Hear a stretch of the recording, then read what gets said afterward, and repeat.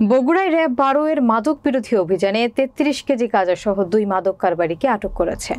আটককৃতরা হলেন কুষ্টিয়া হরিনারায়ণপুর গ্রামের মোহাম্মদ দেলোয়ার হোসেনের ছেলে মোহাম্মদ ও কুড়িগ্রাম জেলার উত্তর কাশীপুর গ্রামের মকবুল হোসেনের ছেলে রহিজউদ্দিন। বগুড়া থেকে নিজস্ব প্রতিনিধির জাহিদ হাসানের পাঠানো ভিডিও প্রতিবেদনে থাকছে বিস্তারিত।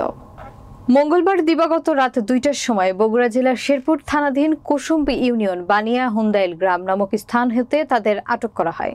কতিপয় মাদক কারবারিরা মাদক বিক্রির উদ্দেশ্যে রংপুর থেকে বগুড়া শেরপুর থানা হয়ে নন্দীগ্রামে পথে যাত্রা করে। র্যাবের পক্ষ থেকে জানা গেছে, বগুড়া জেলার শেরপুর থানাধীন কুসুম্বি ইউনিয়ন বানিয়া হুন্দাইল গ্রাম নামক স্থান হতে শেরপুর ও নন্দীগ্রাম পাকা রাস্তার উপর অভিযান করে আসামিদের একটি পিকআপ গাড়ি সহ তাদের কাছে রাখা ৩৩.২ কেজি গাঁজা, ৩টি মোবাইল ফোন, 5টি সিম ও নগদ ৭০০ টাকা সহ আসামিদের গ্রেফতার করা হয়েছে। আসামিদের আইনানুগ ব্যবস্থা গ্রহণের জন্য বগুড়া জেলার শেরপুর থানায় হস্তান্তর করা হয়েছে।